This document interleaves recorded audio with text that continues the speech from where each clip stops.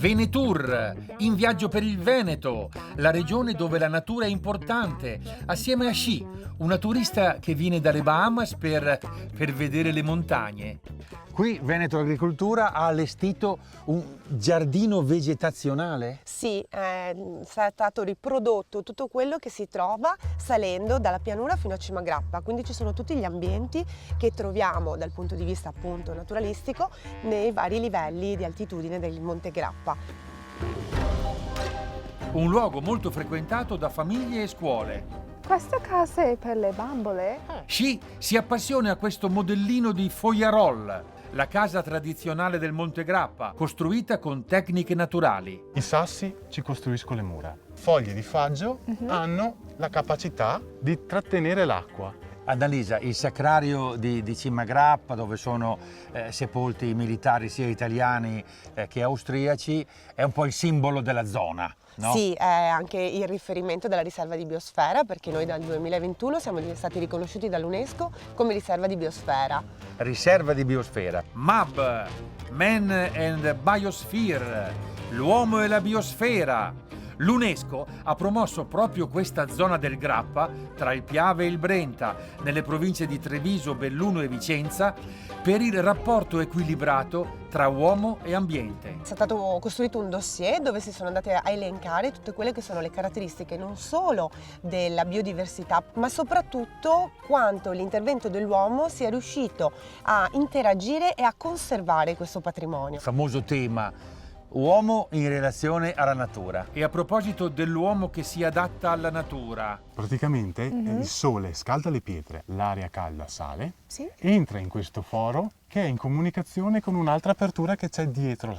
Dietro, essendo a nord, c'è l'aria fredda e crea proprio questo vortice d'aria. Quindi avevano inventato l'aria condizionata. Il territorio del MAB del Monte Grappa è un laboratorio a 360 gradi, dove ci sta tutto: la tradizione, le attività umane, i prodotti tipici, la lotta allo spopolamento e il turismo. Il Grappa è conosciuto e frequentato da tantissimi turisti, è una palestra a cielo aperto perché si può fare dal volo libero all'arrampicata, al bike, però noi puntiamo a un turismo sostenibile. La durata di un tetto del genere, di una casa del genere, era di 80 anni. Wow, mi piacerebbe vedere uno davvero. La sei fortunata perché qui in Grappa ce ne sono ancora.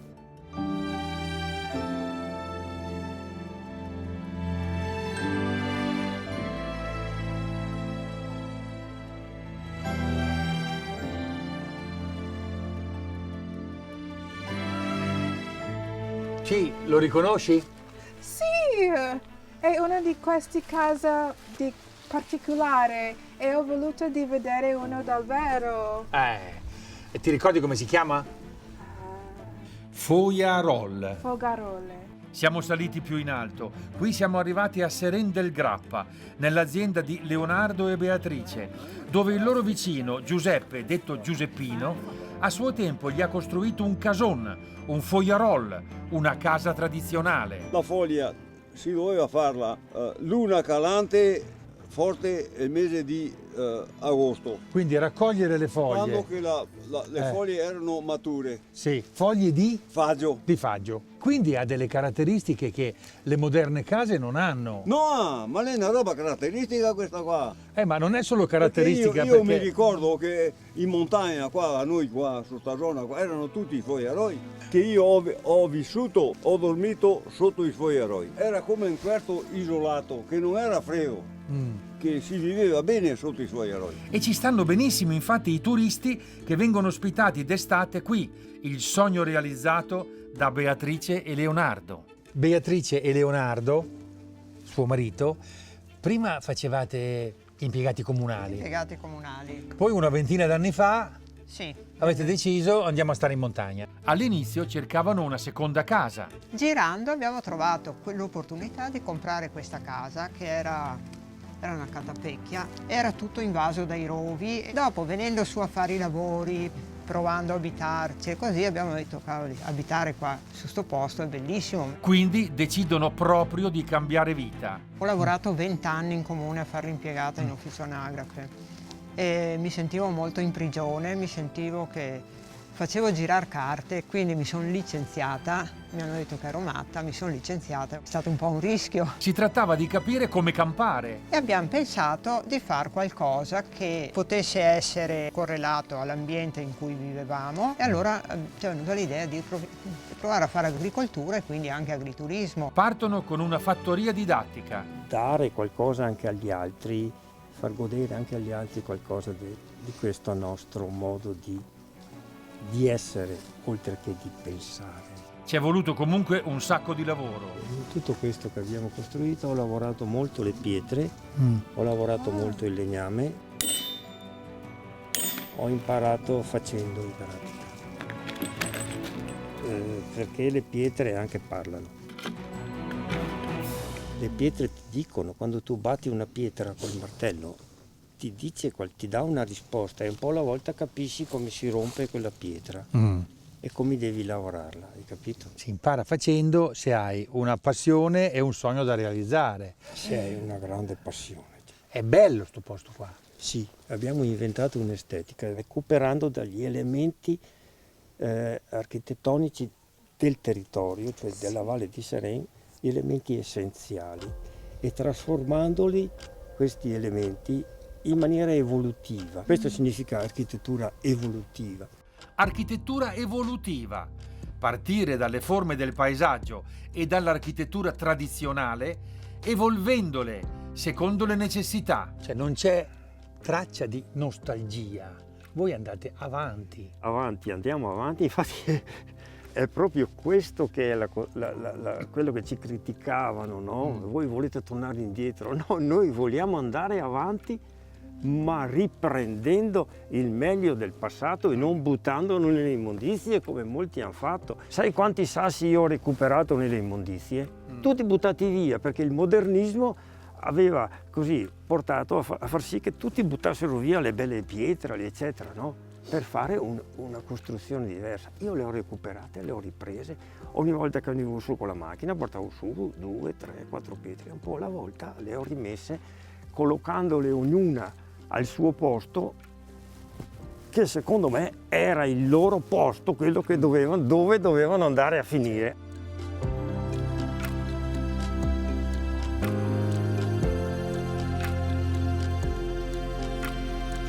Qui nella Valle del Seren, dove ci troviamo, gli abitanti erano 1000 e ora sono praticamente 100. Quello che ha fatto la famiglia Valente è stato sicuramente un laboratorio che ha anche in qualche maniera dato la possibilità ad altri di vedere che qui in Valle di Seren si può vivere e soprattutto lavorare. Senti, e il famoso MAB, Uomo e Biosfera, questo laboratorio, questo esperimento, no, di questo distretto, può rappresentare una possibilità? Certo, il valore più grande di questo territorio sono la natura e soprattutto anche la possibilità di fare comunità vera in questi piccoli comuni. Mettere queste due cose insieme dà la possibilità di creare opportunità, di creare reti e soprattutto appunto di far ripartire la vita in montagna.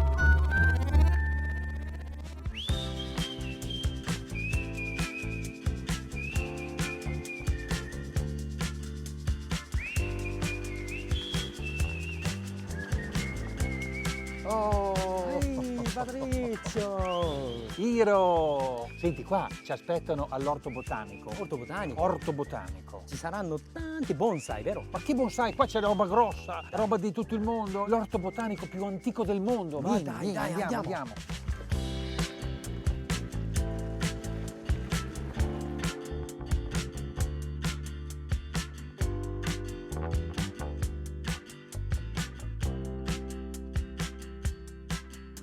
Iro, lo sai quello chi è? Ma chi è? Teofrasto, botanico aristotelico del IV secolo a.C. Cosa ha fatto? Vabbè, allora, Teofrasto è difficile. Dai. Invece ti presento lui che è più semplice. Telmo Pievani, Grande professore piacere. qui all'Università di Padova, filosofo della scienza e capogiardiniere. Allora, professore, noi abbiamo studiato, io e Iro, siamo all'Orto Botanico di Padova, l'orto botanico più antico del mondo, 1445. 1545. Vedi che sono già bocciato. Hai invertito le cifre. Esatto, vabbè, Bocciato. bocciato, vabbè. 1545, protetto dall'UNESCO e tutto quanto, 3500 specie diverse. Ecco, noi siamo interessati al cibo dell'uomo, quindi le cose che storicamente mangiava e soprattutto cosa potrà mangiare nel futuro. Pensa alle motivazioni per cui l'UNESCO ha dato questo grande riconoscimento, l'unico orto botanico al mondo che ha questo riconoscimento, perché ha detto l'UNESCO questo è un posto in cui da quasi 5 secoli natura e cultura stanno insieme, cioè la biodiversità delle piante come ricchezza culturale. Quindi è proprio l'idea che i veneziani ebbero nel Cinquecento di raccogliere tutte le piante che trovavano in giro per il mondo, di studiarle e di coltivarle. Secondo te l'agricoltura attuale rispetta questa biodiversità o no? Decisamente no, perché è in gran parte un'agricoltura intensiva e quindi fa esattamente il contrario di quello che si fa in questo orto, cioè anziché moltiplicare le possibilità e la diversità, tende a uniformare, tende a rendere le popolazioni biologiche delle piante tutte uguali e questo è sempre un errore, nel senso che le rende deboli, perché la biodiversità è fondamentalmente una difesa dalle malattie, dagli attacchi, dai cambiamenti ambientali. Più c'è biodiversità, più sei forte, più un ambiente è forte, meno ce n'è, più sei vulnerabile. Capito, Iro? Siamo qui per vedere come si deve correggere l'agricoltura per arrivare alla transizione ecologica. Ma veramente non vedo ora di scoprire. Io ho voglia di imparare. Bene, professore, siamo a disposizione. Andiamo.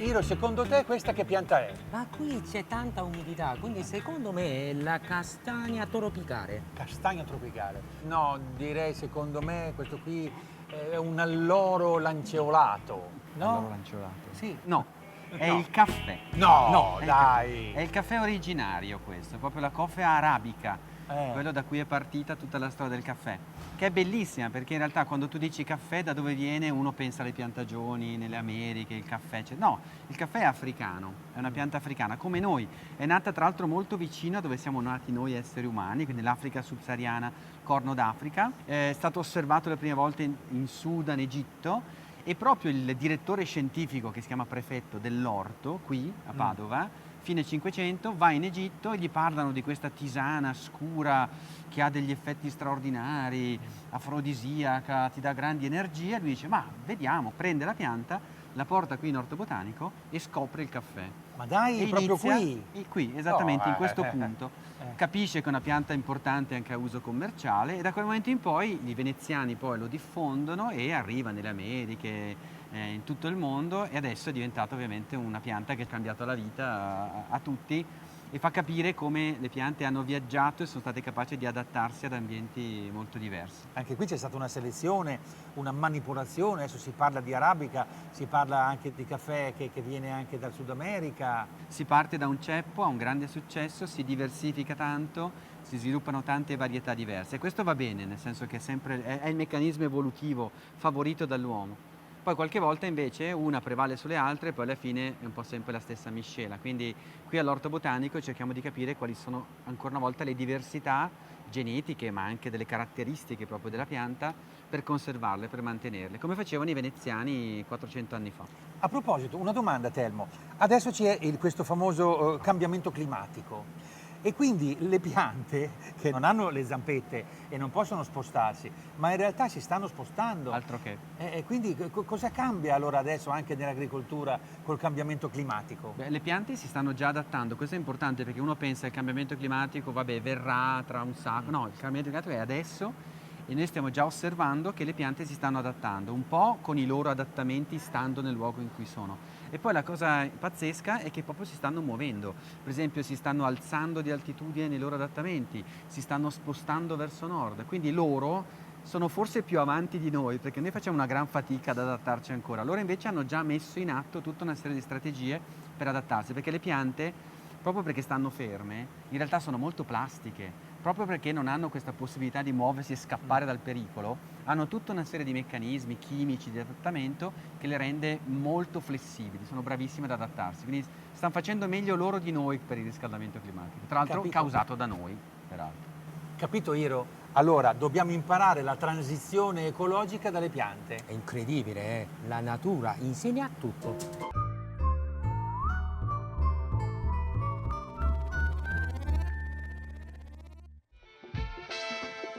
In viaggio con Xian, una turista che viene dalle Bahamas per studiare l'arte e il paesaggio d'Italia. Non potevo non portarti in un luogo tipico e topico, il mare. Adesso il mare d'inverno è sempre affascinante, noi ce lo stiamo godendo da soli qua in pace, ma normalmente qua in stagione ci sono milioni di turisti che vengono. E perché siamo in un posto particolare, Sì. Bibbione. Tutti questi turisti, guarda, la stragrande maggioranza sono stranieri, il 60% vengono dall'Austria, vengono dalla Germania, dalla Svizzera. A Bibbione c'è una spiaggia lunga 9 km dove si fanno tutti gli sport. Non solo, c'è una pista ciclabile lunghissima, insomma, ti ho portato in un posto significativo. Mentre, guarda caso, Xi va a farsi il suo acquerello, io ho appuntamento con un amico che mi racconta la particolarità di Bibbione. Ah, ma è un fuoristrada. Eh sì, Sì. Hai visto che ho sulle ruote larghe per andare sulle piste ciclabili e per andare anche in spiaggia. Roberto Vitali, esperto di turismo in generale e di turismo accessibile in particolare, ha promosso un marchio e una app con cui ha fatto l'inventario delle strutture accessibili in Italia e non solo. Lo sapevo che ti avrei trovato a Bibbione. Bibbione è la prima destinazione turistica che ha scelto di fare un percorso per migliorare la propria accessibilità e quindi anche l'inclusione per tutti i turisti. Qui c'è abbondanza di camere d'albergo accessibili, percorsi, servizi per tutti. Ci sono anche le persone sorde, ipoudenti, cieche, ipovedenti, chi fa la dialisi, le persone obese.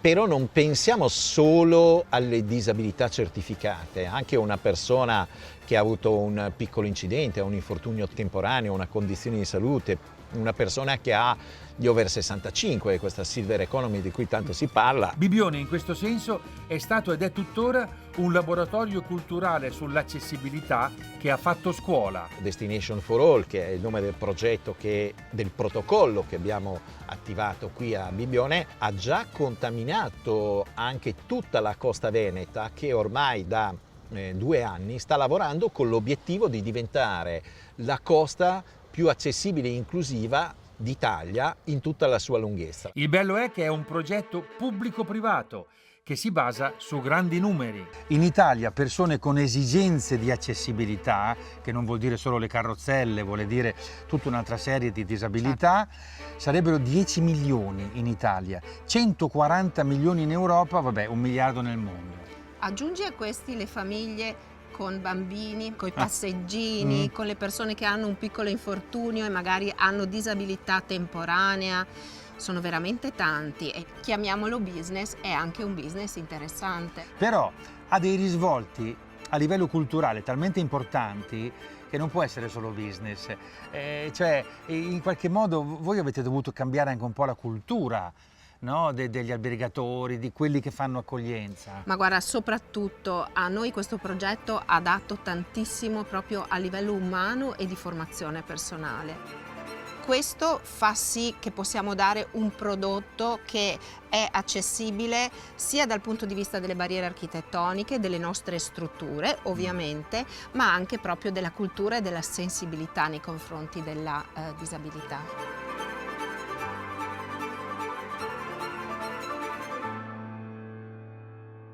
Sì, adesso dobbiamo andare. No, tu puoi andare senza me. Io voglio stare qui. Sei sicura? Sì, ci sono molte ispirazioni per un artista. Ah, bene. Lascio Xian a godersi Bibbione e la costa adriatica e continuo il mio viaggio.